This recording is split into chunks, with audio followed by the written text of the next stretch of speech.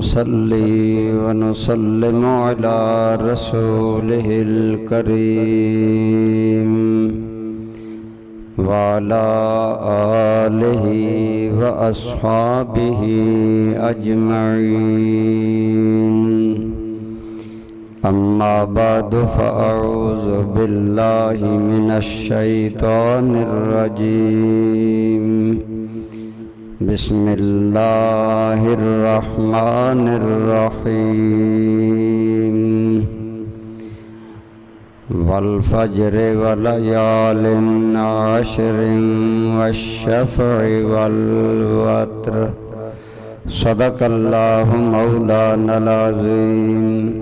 صدق وبلغنا رسوله النبي الأمي الأمين الحبيب الكريم.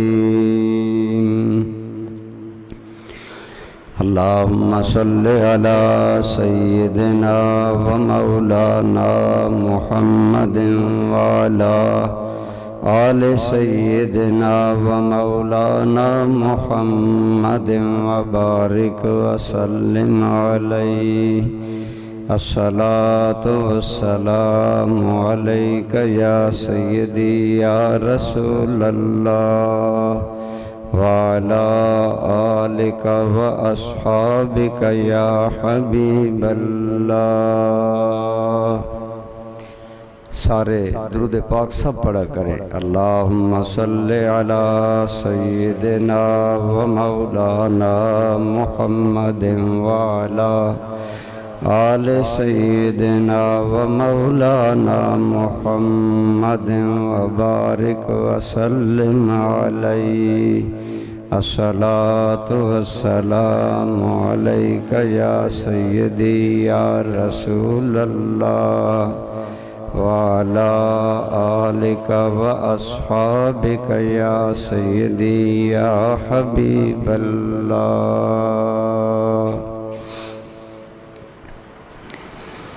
حمد و صلاة کے بعد قابل احترام برادران اسلام، بزرگوں، دوستوں، عزیزوں، میں نے آپ کے سامنے سورہ الفجر کی ابتدائی 2 آیات طیبات تلاوت کرنے کا شرف حاصل کیا ہے.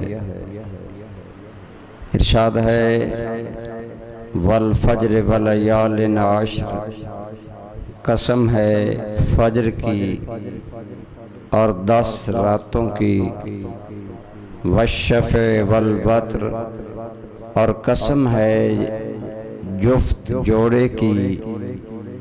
جفت کا معنی ہوتا ہے جوڑا، 2 چیزیں. والشفع قسم ہے جفت کی، والوتر اور قسم ہے طاق راتوں کی. اللہ کریم نے یہاں 4 چیزوں کی قسم ذکر فرمائی ہے. عموماً مفسرین کرام نے فرمایا یہاں فجر سے مراد مطلق فجر کا ٹائم ہے، کیونکہ رات کی تاریکی کے بعد فجر کا پھوٹنا، پیدا ہونا، یہ ظلمت کے بعد نور کا پیغام ہے.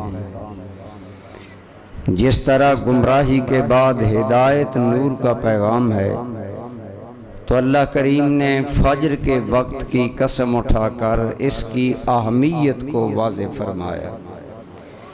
اللہ تعالیٰ جب کسی چیز کی قسم ذکر کرتے ہیں تو اس چیز کی عظمت اور بڑائی یہ ظاہر ہوتی ہے. ولیال عشر، اور 10 راتوں کی قسم ہے. اس میں زیادہ مفسرین کا قول یہ ہے کہ ان 10 راتوں سے مراد ماہ ذی الحج کی پہلی 10 راتیں ہیں. ماہ ذی الحج یہ اسلامی سال کا آخری مہینہ ہے، اور اس کو ذی الحج یا ذو الحج اس لیے کہتے ہیں کہ اس کا معنی ہے حج والا، وہ مہینہ جس میں حج ادا کیا جاتا ہے۔ اور جفت دو چیزوں کی مثلاً اعداد میں جفت ہیں 2 4 6 8 اور طاق عدد ہیں 1 3 5 7 9۔ فرمایا قسم ہے جفت کی۔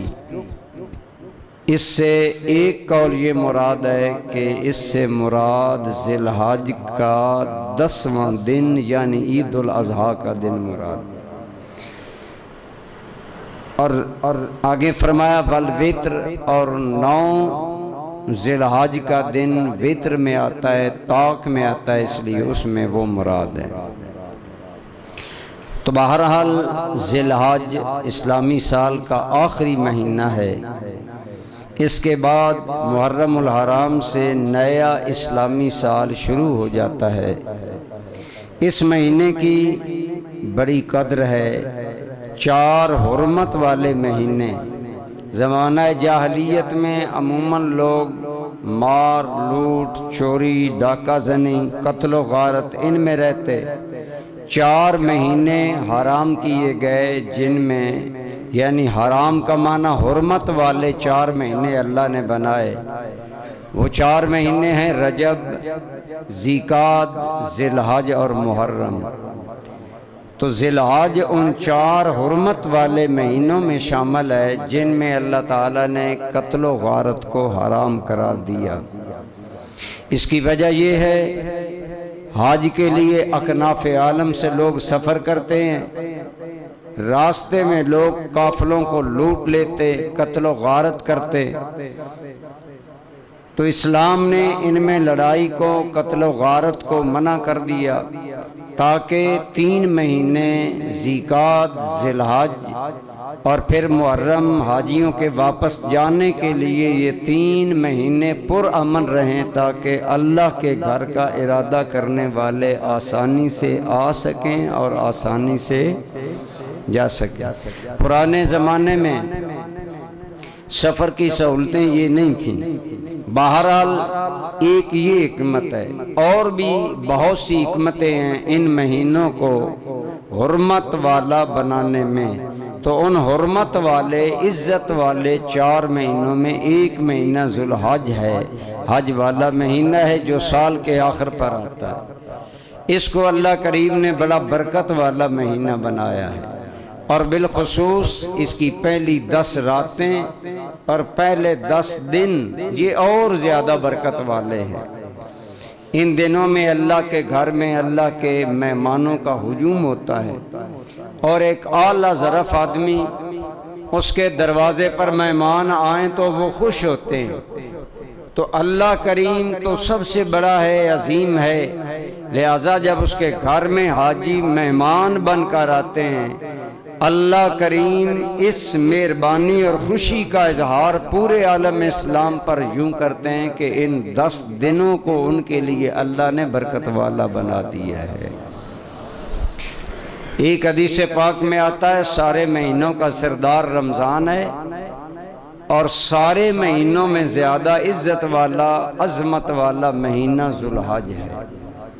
تو یہ مہینہ کئی حوالوں سے بڑا اللہ کی بارگاہ میں اعلیٰ مقام رکھتا ہے، اس لیے اہل اسلام کو بھی چاہیے کہ وہ اس کا مقام، اس کا مرتبہ سمجھیں، اور اللہ کریم کی مہربانیاں اور عنایتیں جو ان دنوں میں حاصل ہیں۔ ایک حدیث پاک میں آتا ہے ان دنوں میں نیکی کرنے کا ثواب عام دنوں میں نیکی کرنے کی نسبت زیادہ ہوتا ہے۔ یہی وجہ ہے، آپ کو معلوم ہوگا ان دنوں میں تکبیر رکھی گئی ہے، تکبیرات تشریق نامی ذی الحج کی صبح سے لے کر 13ویں کی عصر تک ہمارے حنفیوں کے نزدیک ہر فرض نماز کے بعد تکبیر ایک مرتبہ کہنا واجب ہے، اور وہ تکبیر ہے اللہ اکبر اللہ اکبر لا الہ الا اللہ واللہ اکبر اللہ اکبر وللہ الحمد۔ تو یہ مبارک کلمات علماء نے لکھا ان دنوں میں زیادہ پڑھنے چاہیے، ان دنوں میں نیکی کا ثواب زیادہ ہے، اور یہ کلمات ان کو ایک حدیث پاک میں باقیات صالحات قرار دیا گیا۔ یہ ایسے کلمات ہیں جو مومن کے منہ سے جب نکلتے ہیں تو انہیں اللہ کے خزانہ رحمت میں جمع کر دیا جاتا ہے، اور قیامت کے دن ان کا ذکر کرنے والے بندے کو ثواب عطا فرمایا جائے گا۔ آسان کلمات ہیں، ہر بندے کو آتے ہیں۔ ان دنوں میں عمومی روٹین میں کم صحیح، لیکن 9 ذی الحج کے بعد ہر فرض نماز کے بعد، ایون کہ جماعت ہی نہیں، انفرادی طور پر بھی اگر کوئی آدمی اپنے فرض ادا کرے تو اس کو بھی تکبیرات کہنی چاہیے، اور عورتوں کو بھی کہنی چاہیے، لیکن عورتیں بلند آواز سے نہ کہیں، کیونکہ عورت کی آواز بھی عورت ہے، قابل چھپانے کے قابل ہے۔ آج جو عورتیں چیختی چلاتی ہیں، یا خصوصاً آج جو ہمارا میڈیا طوفان بدتمیزی پیش کر رہا ہے، یہ ہمارا اسلامی شاعر سے بے خبری، نااہلی اور دوری کی وجہ سے ہے۔ دعا کریں، بڑی پریشانی ہوتی ہے اگر صرف خبریں سننے کے لیے چینل کوئی دیکھنا پڑے تو ہر بات میں ہلٹر بازی اور غیر سنجیدگی اور عورت کو آلہ کار بنا کر استعمال کیا جا رہا ہے۔ دعا کریں اللہ اس بے حیائی سے امت کو محفوظ فرمائے۔ ہر بندے کو ویسے اپنے طور پر چاہیے، بلا وجہ آج کل چینل دیکھنا بے حیائی دیکھنا ہے۔ انتہائی مجبوری میں اگر خبریں بھی سننی پڑیں تو عجیب معاملہ ہوتا ہے۔ تو بہرحال یہ بات ضمناً آ گئی، میں نے عرض کر دی، ان دنوں میں عورتوں کو بھی تکبیرات تشریق کہنی چاہیے، اور آہستہ آواز میں، اور مردوں کو بلند آواز میں، اور خصوصاً جب عید پڑھنے کے لیے مرد نکلیں عیدگاہوں کی طرف، یہی تکبیر عید الاضحیٰ کے موقع پر بلند آواز کے ساتھ تکبیرات پڑھنی چاہیے۔ ملائکہ بھی ساتھ پڑھتے ہیں، بہت زیادہ ثواب ہے۔ تو یہ دن میں عرض کر رہا تھا، اللہ کریم نے امت کے لیے بڑے برکت والے دن بنائے، ذی الحج کے پہلے 10 دن، اور ان میں نیکی، خیرات، صدقہ کرنا، اور میں عرض کر رہا تھا ذی الحج سال کا آخری مہینہ ہے، اسلامی سال کا، تو گویا یہ ایک ہدایت ہے، رہنمائی ہے کہ اے بندہ مومن، تیری زندگی کا ایک اور سال مکمل ہو گیا اور تو نئے سال میں داخل ہو رہا ہے، لہٰذا اپنے اندر محاسبہ کی قوت کو تیز کر کہ پچھلا سال میرا کس حال میں گزرا اور آئندہ سال میں نے کس حال میں گزارنا ہے۔ ذی الحج بھی حرام مہینوں میں شامل ہے، محرم بھی حرام مہینوں میں شامل ہے۔ اس اعتبار سے یہ بڑی قابل فکر بات ہے جو ایک مسلمان کو ذہن میں رکھنی چاہیے، اور اس دن کی برکتوں سے محروم نہیں رہنا چاہیے۔ ان دنوں 2 طرح کی عبادات ہوتی ہیں، ایک قربانی اور ایک حج۔ حاجی بھی مصروف ہوتے ہیں، کبھی کہیں پڑھاؤ، کبھی کہیں ٹھہراؤ، کبھی کہیں سفر، کبھی چل چلاؤ، وہ بھی مصروف رہتے ہیں۔ عام اہل ایمان قربانی کے سلسلہ میں مصروف رہتے ہیں، کوئی خرید رہا ہے، کوئی بیچ رہا ہے، کوئی لا رہا ہے، کوئی قربانی کے جانوروں کا اہتمام و انصرام کر رہا ہے۔ یہ ساری مصروفیتیں نیکی میں شامل ہوتی ہیں، اور اللہ کریم ان کے بدلے میں اپنے بندوں کو بہت زیادہ اجر عطا فرماتے ہیں۔ حجاج کو وہاں اجر ملتا ہے، اور عالم اسلام میں قربانی کا اہتمام کرنے والوں کو یہاں اجر ملتا ہے۔ صحابہ کرام نے عرض کیا، یا رسول اللہ صلی اللہ علیہ وسلم، ہمارے لیے قربانی میں کیا اجر ہے؟ آپ صلی اللہ علیہ وسلم نے فرمایا، اللہ قربانی کے ایک ایک بال کے بدلے میں قربانی کرنے والے کو ایک ایک نیکی عطا فرماتے ہیں۔ اب ایک جانور کے بدن پر کتنے بال ہوتے ہیں یہ آپ جانتے ہیں، انہیں کون گن سکتا ہے؟ تو یعنی اللہ کریم نے بہت ہی زیادہ اپنے بندوں کے لیے اجر رکھا، اور یہ دن بطور خاص ہماری توجہ کے دن ہیں۔ ان دنوں میں یہ تصور ذہن پر جانگزیں رہنا چاہیے کہ اللہ کے بندے اللہ کے گھر میں مہمان بن کر حاضر ہیں، وہ اطاعت و فرما برداری میں ہیں، اسی لیے قربانی کرنے والے آدمی کے لیے مستحب یہ ہے کہ عید الاضحیٰ کا چاند دیکھنے کے بعد وہ حجامت نہ بنوائے، زیر ناف بال نہ لے، بغلوں کے بال نہ لے، ناخن نہ کٹوائے، یہ مستحب ہے، کوئی واجب ضروری نہیں ہے۔ اور گزشتہ جمعہ بھی میں نے شاید عرض کیا تھا، اگر کوئی آدمی ذی الحج کا چاند طلوع ہونے کے بعد حجامت بنوا لیتا ہے یا ناخن وغیرہ اتارتا ہے تو نہ گناہگار ہوتا ہے اور نہ ہی اس کی قربانی میں کوئی فرق پڑتا ہے، صرف یہ ایک سنت زائدہ مستحبہ ہے، یعنی مستحب امر ہے، اگر کرتا ہے تو اس میں حاجیوں کے ساتھ موافقت ہے، کیونکہ حاجی ان دنوں میں اپنی مصروفیت کی وجہ سے اور احرام کی وجہ سے نہا نہیں سکتے، وہ خوشبو نہیں استعمال کر سکتے، احرام کے بعد حاجی کے لیے خوشبو استعمال کرنا منع ہوتا ہے، اور سفر کی وجہ سے گرد و غبار میں اٹے ہوتے ہیں، تو وہ ان کا حال اللہ کو انتہائی پسندیدہ ہوتا ہے۔ اللہ اپنی شان کے مطابق فرشتوں سے فرماتے ہیں، فرشتوں بتاؤ میرے بندوں کا کیا حال ہے؟ عرض کرتے ہیں یا اللہ تیرے بندوں کے بال گرد و غبار میں اٹے ہوئے ہیں، ان کے بدن سے پسینے کی بو آ رہی ہے، لیکن وہ ہماتن یا اللہ تیرے لیے حج میں مصروف ہیں۔ اللہ پاک فرماتے ہیں ملائکہ گواہ بن جاؤ کہ میں نے ان کے گناہ معاف فرما دیے۔ تو چونکہ یہ ان کی حالت اللہ کریم کو پسندیدہ ہے، حجاج کی یہ حالت، اس لیے اگر ایسا کوئی قربانی دینے والا بھی بال نہیں بنواتا، ناخن نہیں کٹواتا تو ثواب ہے، لیکن اگر کر لیتا ہے تو گناہ کوئی نہیں ہے اور قربانی پر کوئی فرق نہیں پڑے گا۔ اپنی قربانی خوش دلی سے کریں۔ حضور نبی رحمت صلی اللہ علیہ وسلم نے فرمایا لوگو قربانی خوش دلی سے کیا کرو، محبت سے کیا کرو، مجبوری میں قربانی نہیں کرنی چاہیے، بلکہ سرکار نے فرمایا قربانی خوش دلی سے کیا کرو، اللہ کے ہاں یہ تمہارا اتنا پیار پسندیدہ عمل ہے۔ 10 ذی الحج کے دن اللہ کی بارگاہ میں خون بہانے سے بڑھ کر کوئی عمل محبوب اور پسندیدہ نہیں، اور فرمایا کہ قربانی کا خون اس کے بدن سے نکل کر زمین پر بعد میں گرتا ہے، اللہ قربانی کرنے والے کے گناہ پہلے معاف فرما دیتے ہیں۔ تو اس طرح یہ دن اور راتیں بڑی برکت والی ہیں، ان کی قدر کرنی چاہیے اور ان میں اللہ کی طرف رجوع، اپنے گناہوں پر توبہ استغفار اور زیادہ سے زیادہ نیک اعمال، صدقہ، خیرات، دوسری چیزیں کرنی چاہیے۔ اسی طرح اس کے دنوں کو اللہ تعالیٰ نے بڑا برکت والا بنایا۔ ایک روایت کے مطابق ذی الحج کے پہلے 9 دنوں میں سے ہر دن کا روزہ 1 سال کے گناہوں کا کفارہ قرار دیا گیا، یعنی ذی الحج کا روزے ان کی بھی اپنی جگہ اہمیت ہے۔ گویا یہ برکت والا مہینہ تھا، اس کی رحمتیں لوٹنے کے لیے حاجی وہاں پہنچ گئے، جو وہاں نہیں جا سکے ان کے لیے بھی خیر کا دروازہ اللہ نے کھلا رکھا، اور ان کے لیے بھی عنایت اور نوازشات کا دروازہ کھلا رکھا، اور اس کے دنوں کے روزوں کو باعث ثواب بنا دیا گیا۔ اور بطور خاص دوستان ذی قدر 8 اور 9 ذی الحج کا روزہ، اس کی حدیث پاک میں بہت زیادہ فضیلت آئی ہے۔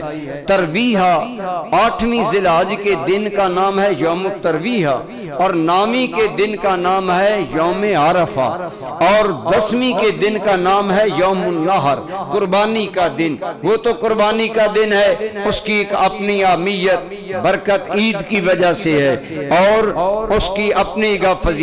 اسی طرح اس رات کی بڑی فضیلت ہے، یعنی 9ویں اور 10ویں کی درمیانی جو رات ہوتی ہے اس کی بڑی فضیلت ہے۔ حدیث پاک میں آتا ہے جس آدمی نے 2 راتوں کو زندہ رکھا، جس آدمی نے 2 راتوں کو زندہ رکھا، میرے کریم نے فرمایا جب وہ دن آئے گا جب لوگوں کے دل مر جائیں گے، دل پج مردہ ہو جائیں گے، اس دن بھی ان لوگوں کے دل زندہ رہیں گے جو 2 راتوں کی قدر کریں گے، اور وہ ہے عید الفطر کی رات اور عید الاضحیٰ کی رات۔ یعنی عید الفطر کی رات جانتے ہیں ہم کیا کرتے ہیں، چاند طلوع ہوا، ہر جانب عیش پرستی، ڈھول باجے، بازاروں میں رونقیں، بازار سج گئے، اور کیا ہوتا ہے جی چاند رات ہے، آج جو مرضی ہے کرو، جو پورا مہینہ نیکیاں رمضان میں کمائیں وہ آج رات ضائع کرنا ہم اپنا حق سمجھتے ہیں۔ لیکن دوسری طرف فرمایا کہ جو عید الفطر کو زندہ کرے گا اس رات کو، اور عید الاضحیٰ کی رات کو زندہ کرے گا، اللہ قیامت کے دن ان بندوں کے دلوں کو زندہ رکھے گا۔ یعنی ان راتوں میں فرض نماز کے بعد اگر رات میں کسی بھی وقت 2 نفل بھی پڑھ لے گا تو ان راتوں کی قدر کرنے والا شمار ہوگا، کہ اللہ کو اس نے یاد رکھا، اللہ کی جانب توجہ رکھی۔ عید الفطر کی رات اور عید الاضحیٰ کی رات، تو یہ نامی اور 10ویں کی درمیانی رات اس حوالے سے بڑی اہمیت کی عمل ہے کہ اس میں تھوڑی سی نفلی عبادت کر لینے سے انسان بہت بڑے ثواب والے لوگوں میں شامل ہو جاتا ہے۔ تو میں عرض کر رہا تھا کہ یہ دن برکت والے، لہٰذا اللہ کریم نے ان دنوں کے اندر الگ برکتیں رکھی۔ یوم الترویہ 8ویں کے دن کو کہتے ہیں، ترویہ عربی زبان میں سیرابی کو کہتے ہیں، غینی جسے آپ پنجابی میں کہتے ہیں خوب رج کر پانی پینا، خوب سیر ہو کر پانی پینا، سیراب کر دینا۔ جب زمین کو بہت زیادہ پانی دیا جاتا ہے تو اس کو سیرابی کہا جاتا ہے۔ اس لیے پرانے زمانے میں کیونکہ 8، 9، 10، 11، 12 4-5 دن حاجی مصروف رہتے تھے اور بعد میں انہیں اپنی سواریوں اونٹوں کو پانی پلانے کا موقع نہیں ملتا تھا، لہذا 8ویں کو وہ خوب سیر کر کے اپنے جانوروں کو پانی پلا لیتے۔ وہاں سے اس دن کا نام پڑ گیا یوم الترویہ، سیرابی کا دن، یعنی سیر کرنے کا دن۔ اور دوسری طرف اللہ نے اپنے بندوں پر کرم کیا کہ انہیں اپنی رحمت سے سیر کر دیا، یعنی رجا دیا۔ اتنی رحمت ہے کہ حضور غوث پاک غنیت الطالبین میں نقل کرتے ہیں اور علماء نے اپنی کتابوں میں نقل کیا کہ جو بندہ مومن 8ویں ذی الحج کا روزہ رکھتا ہے، 8ویں ذی الحج کا روزہ پورے سال کے گناہوں کا کفارہ بن جاتا ہے۔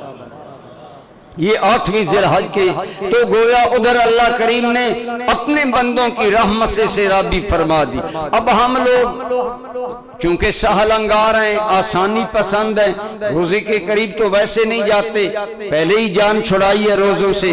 لیکن یاد رکھیں میرے بھائی، یہ دنیا کے دن چند روزہ ہیں، یہ زندگی چند روزہ ہے، یہاں یہ گزر جائے گی، اس لیے آخرت کے لیے ضرور خیال کیا کریں اور ان خاص دنوں کا احترام کر کے اپنے دامن عمل کو اللہ کی مہربانیوں اور عنایتوں اور شفقتوں سے ضرور بھریں۔ تو اتنا مشکل نہیں ہے روزہ آج کل، 8ویں ذی الحج کے روزے کی یہ فضیلت ہے۔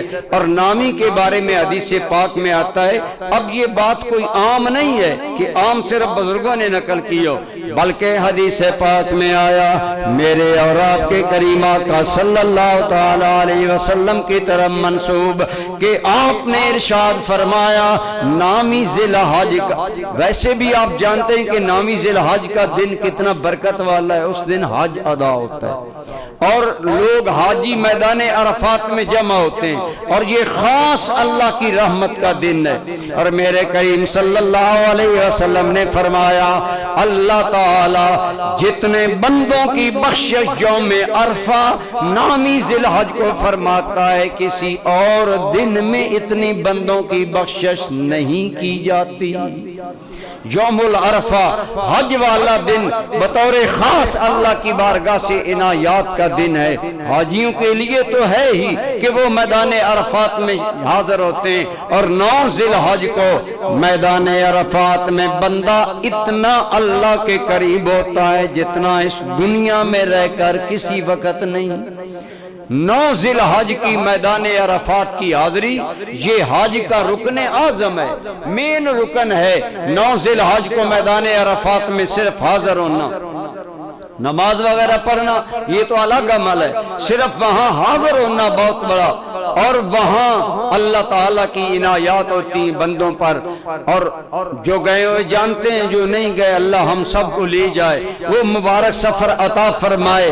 جب حاجی شام کو یوم العرفہ شام کو میدان عرفات سے نکلتے ہیں، ادھر سورہ غروب ہوتا ہے، ادھر حکم ہے کہ میدان عرفات چھوڑو، مزدلفہ میں چلے جاؤ۔ صحابہ کرام کہتے ہیں نبی رحمت صلی اللہ علیہ وسلم جب حج فرما رہے تھے، ہم آپ کے قریب تھے، حضرت عبداللہ ابن مسعود، عبداللہ ابن عباس، حضرت علی، یہ بڑے بڑے صحابہ حضور کے قریب رہ کر حج کیا۔ ویسے تو 1 لاکھ سے زیادہ آدمی حضور کے ساتھ حج میں شریک تھے، اور آپ جانتے ہیں اتنے بڑے اجتماع میں مشکل ہوتا ہے قریب جانا کسی شخصیت کی، لیکن یہ صحابہ چونکہ ویسے ہی مقربان بارگاہ نبوت تھے، حضور کی بارگاہ کے قریبی لوگ تھے، حضرت علی، حضرت عبداللہ ابن مسعود، عبداللہ ابن عباس، دیگر بڑے بڑے اکابر صحابہ کہتے ہیں ہم نے دیکھیں صحابہ کی نیت، اس لیے میں کہا کرتا ہوں ہمیشہ صحابہ کو عزت کا سلام پیش کیا کرو۔ فرماتے ہیں ہم نے حضور کے قریب ہو کر اس لیے حج کیا کہ آج حضور کا حج کا طریقہ دیکھیں اور آنے والی امت کو عطا فرما سکیں۔ یہ صحابہ کا انداز حیات تھا۔ صحابہ زندگی اس لیے گزارتے تھے کہ ہم حضور کے طریقے، آپ کی سنتیں، آپ کے معمول زندگی آگے امت کو بتا سکیں۔ تو فرماتے ہیں صحابہ کرام عام حالات میں حضور اگر مسکراتے تو آپ تبسم فرماتے، تبسم ہوتا ہے لبوں کا کھل جانا، لیکن آپ صحابہ کرام یہ روایت کرتے ہیں کہ جب 9 ذی الحج شام کا ٹائم ہوا، یوم العرفہ کو جب رسول اللہ عرفات چھوڑنے لگے، کہتے ہیں ہم حضور کے ساتھ ہیں، غیر متوقع طور پر آپ صلی اللہ علیہ وسلم اتنا کھل کر مسکرائے، اتنا ہنسے حتی بدت نواجزہ، یہاں تک کہ رسول اللہ کی داڑھیں ظاہر ہو گئی۔ ہم نے وہ مبارک نورانی داڑھیں دیکھ لی، بعد میں ہم نے سوال کیا یا رسول اللہ عام حالات میں اتنا کھل کر آپ نہیں ہنسا کرتے، آج کوئی خاص وجہ تھی؟ فرمایا ہاں خاص وجہ تھی، جب میں میدان عرفات سے نکلنے لگا اللہ رب العالمین نے مجھے شیطان دکھایا، میں نے دیکھا شیطان اپنے سر میں خاک ڈال رہا ہے، وویلا کر رہا ہے، رو رہا ہے اور ماتم کر رہا ہے اور کہہ رہا ہے میں نے مدتیں گمراہ کر کے جن لوگوں کو جہنمی بنایا، آج رب کی نگاہ شفقت نے ان سب کو جنتی بنا دیا ہے۔ یا رسول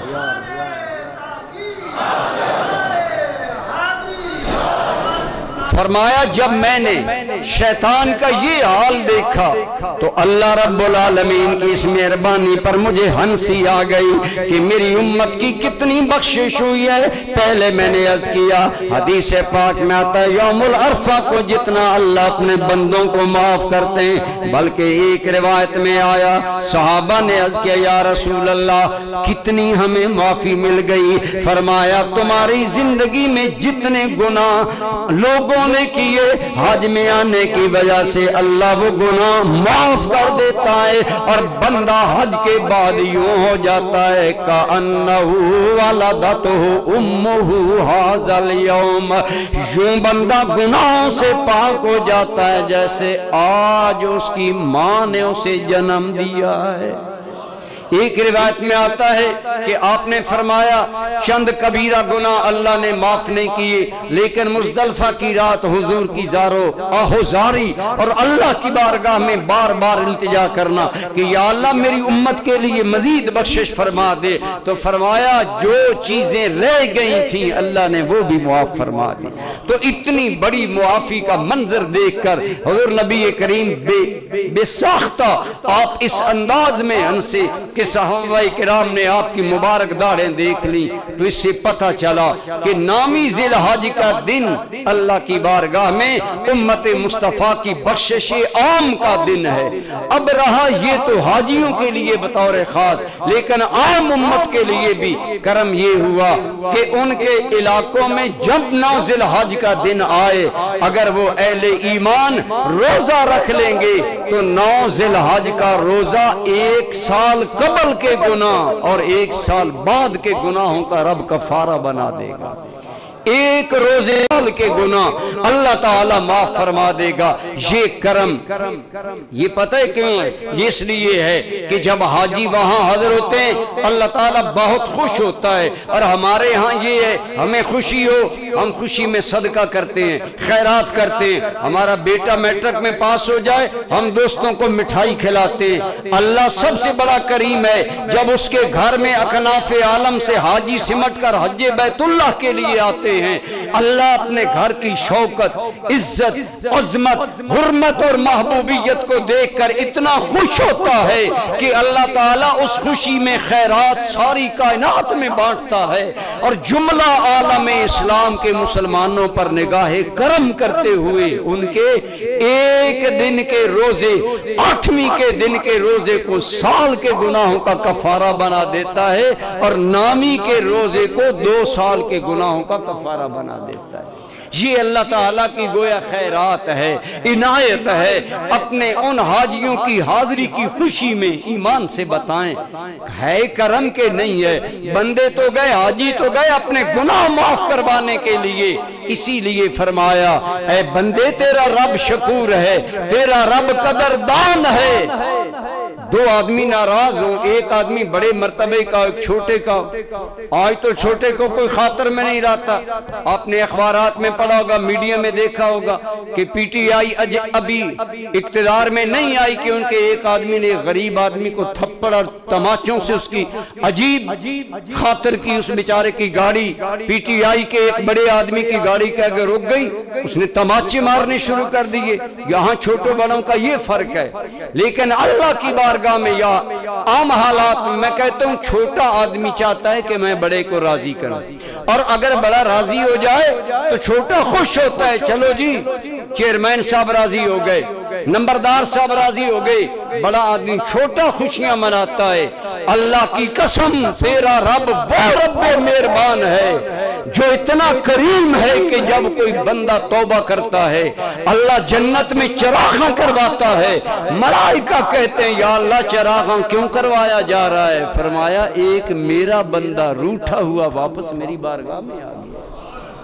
حد ہے نا کرم کی، بندہ ہی گناہ کرے، بندہ ہی اللہ کو ناراض کرے، اور وہی بندہ اللہ کو منانے کے لیے آ جائے، توبہ کر لے، استغفار کر لے۔ اگر عام دنوں میں استغفار کا یہ حال ہے تو ان دنوں میں، ذی الحج کے ان مبارک دنوں میں، ان 10 دنوں اور راتوں میں جن کی قسم رب نے قرآن میں اٹھائی، والفجر والیال عشر، ہمیں قسم ہے فجر کے ٹائم کی اور 10 راتوں کی قسم ہے۔ محدثین کرام اور مفسرین کرام نے فرمایا جن 10 راتوں کی اللہ نے قسم اٹھائی ہے وہ ذی الحج کی آخری پہلی 10 راتیں ہیں، اور یہی 10 دن برکت والے ہیں۔ میں عرض کر رہا ہوں آج ہمیں یہ دن نصیب ہیں، توجہ فرما کر ان کو گزار اکثر زبان پر تکبیرات کے کلمات دہراتے رہیں، استغفار کرتے رہیں، نیکی کریں، بھلائی کریں، اچھائی کو فروغ دیں۔ ان دنوں میں نیکی کرنے کا ثواب عام دنوں کی نسبت زیادہ ملتا ہے، کیونکہ ان دنوں میں حاجیوں کی حج پر آنے کی وجہ سے اور خاص حکمتوں کے تحت اللہ کریم نے ان دنوں کو بڑا برکت والا بنا دیا۔ بلکہ ایک اہل اللہ، میں نے ایک کتاب میں پڑھا، قبرستان سے گزر رہے تھے۔ یاد رکھیں ہر بندے کی نظر برابر نہیں ہوتی، آپ کی میری نظر دیوار کے پرے نہیں دیکھ سکتی، اللہ کے بندوں کی نظر وہ دیکھ سکتی ہے۔ حضرت سیدنا عثمان غنی رضی اللہ تعالیٰ عنہ جمعے کا خطبہ دے رہے تھے، لوگ آ رہے تھے مسجد میں، ایک آدمی داخل ہوا، جو ہی وہ داخل ہوا تو حضرت عمر نے، پہلے خطبہ بھی یہی ہوتا تھا، تقریر بھی یہی ہوتی تھی، حضرت عثمان غنی نے خطبے میں ایک جملہ ایڈ کر دیا۔ آپ جو خطبہ پڑھ رہے تھے، جو تقریر کر رہے تھے، حضرت عثمان نے اس میں ایک جملہ بڑھایا۔ آپ نے فرمایا مالی ارا علی وجوہکم اثر الزنا، اے لوگوں مجھے کیا ہو گیا ہے کہ میں تمہارے ماتھوں پر زنا کے اثرات دیکھ رہا ہوں۔ یہ جملہ آپ نے ایڈ کیا۔ جمعہ کے بعد ایک آدمی آپ کو ملا اور ملاقات کی، اور ملاقات میں کہنے لگا اوحی بعد رسول اللہ، کیا حضور کے بعد بھی وحی آتی ہے، وحی اترتی ہے؟ آپ نے فرمایا نہیں، حضور کے بعد وحی کہاں آئے گی؟ کہنے لگا آپ کو کیسے پتا چلا کہ مجھ سے زنا کے اثرات مرتب ہوئے، مجھ سے صادر ہوئے؟ آپ نے فرمایا، اس کو یہ جواب نہیں دیا کہ میں نے یہ جملہ کیوں کہا، آپ نے آگے جو بات کی وہ بڑی قابل غور ہے۔ آپ نے فرمایا تم نے رسول اللہ کا یہ فرمان نہیں پڑھا، اتقوا فراست المومن فإنہ ینظر بنور اللہ، اتقوا فراست المومن، مومن کی فراست سے بچا کرو۔ کیوں؟ جو سچا مومن ہوتا ہے انہو ینظر بنور اللہ، نظر اس کی ہوتی ہے، وہ دیکھتا اللہ کے نور کی مدد سے۔ گویا بتایا، اس نے کہا امیر المومنین میں نے ارادے سے راستے میں اس عورت پر نظر نہیں ڈالی۔ اب حضرت عثمان مسجد میں تھے، وہ باہر آ رہا تھا، راستے میں ایک حسین عورت گزری، اس آدمی کی نظر پڑ گئی۔ حضرت عثمان غنی نے مسجد میں اس کے ماتھے کو دیکھ کر کہا مالی ارا علی وجوہکم اثر الزنا، اس نے اپنی وضاحت کی، اس نے کہا امیر المومنین میں نے جان بوجھ کر نظر نہیں کی بلکہ اتفاقاً نظر پڑ گئی۔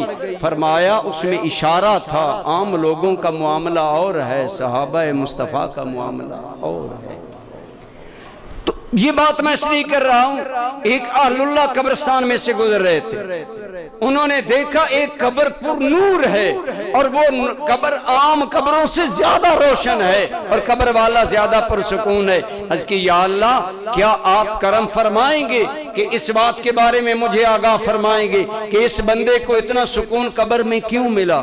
تو اللہ کریم نے اس کے دل پر الہام کیا کہ یہ وہ بندہ ہے جو ہمیشہ ذی الحج کے پہلے 9 دنوں کے روزے رکھا کرتا تھا، اپنی زندگی میں ان 9 دنوں کی قدر کرتا تھا، ان 9 دنوں کی عظمت کا خیال رکھتا تھا اور ان کا پاس کرتے ہوئے روزہ رکھا کرتا تھا۔ آج ہم نے اس کی قبر کو بھی پر نور بنا دیا ہے اور اس کی قبر کو باعث سکون بنا دیا ہے۔ تو برادران گرامی قدر، یہ اللہ پاک کا کرم ہے کہ اس نے امت مصطفیٰ کے لیے کبھی رمضان رکھا، کبھی محرم رکھا، کبھی ذی الحج رکھا، کبھی شعبان رکھا، کبھی کوئی رات برکت والی، کبھی کوئی دن برکت والا، اور یہ دن بطور خاص برکت والے اور قربانی والا عمل تو ان سب سے فائق ہے۔ میرے کریم نے فرمایا صلی اللہ علیہ وبارک وسلم، آپ نے فرمایا اے لوگو قربانیاں خوش دلی سے کیا کرو، جب قیامت کا دن آئے گا یہ قربانیاں اپنے گوشت، پوست، سینگوں، کھروں اور بالوں کے ساتھ لائی جائے گی، ایون کہ تمہاری قربانی کا گوشت بھی میزان میں تول کر تمہیں اس پر اجر عطا فرمایا جائے گا۔ اب وہاں کا میزان الگ ہے، ایک بات یاد رکھیں، بعض اوقات ایک بات ہوتی ہے ادھوری ہوتی ہے، چونکہ ہم دین میں فہم نہیں رکھتے، لوگ مذاق اڑانا شروع کر دیتے ہیں۔ احادیث میں جو کچھ آتا ہے وہ برحق ہوتا ہے۔ اب دیکھیں آج ہم خوراک کھاتے ہیں کہ نہیں کھاتے، لیکن ماں کے پیٹ میں بھی خوراک کھاتے تھے، وہ جہان اور تھا، وہاں خوراک کا عالم اور تھا، یہاں جہاں اور ہے، یہاں خوراک کا عالم اور ہے۔ قبر میں جائیں گے، حضور نے فرمایا فنبی اللہ حی یرزق، اللہ کا نبی قبر میں بھی زندہ ہوتا ہے، اسے رزق دیا جاتا ہے۔ اب عقل کے پیمانے لے کر بیٹھ جاؤ، نبی اگر رزق کھاتا ہے تو قضائے حاجت کہاں کرتا ہے؟ نہیں، عقل قرباں کم بپیش مصطفیٰ، ایمان ہی یہی ہے کہ اپنے عقل کو رسول اللہ کے ارشاد کے سامنے قربان کر دو۔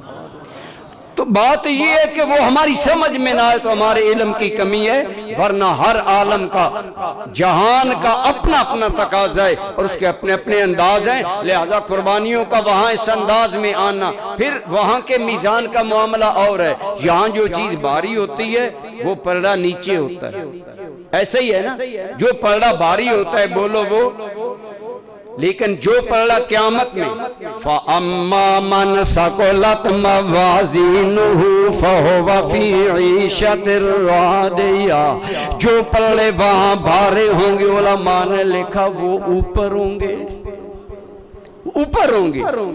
اس کی حکمتیں اب وقت نہیں کہ میں اس پر مزید آگے بات شروع کر دوں، تو بہرحال قربانی وہ عمل ہے جس کا خون کام آئے گا، گوبر کام آئے گا، کھر کام آئیں گے، بلکہ بتایا اصل بات یہ ہے لَن يَنَالَ اللَّهَ لُحُومُهَا وَلَا دِمَاؤُهَا وَلَكِنْ يَنَالُهُ التَّقْوَىٰ مِنْكُمْ، تمہاری قربانیوں کے ظاہری گوشت بھی یہاں تم کھا لیتے ہو، چمڑے تم استعمال کر لیتے ہو، مالک وہاں کیا پہنچا؟ فرمایا ہم تو صرف تیرے دل کا حال دیکھتے ہیں۔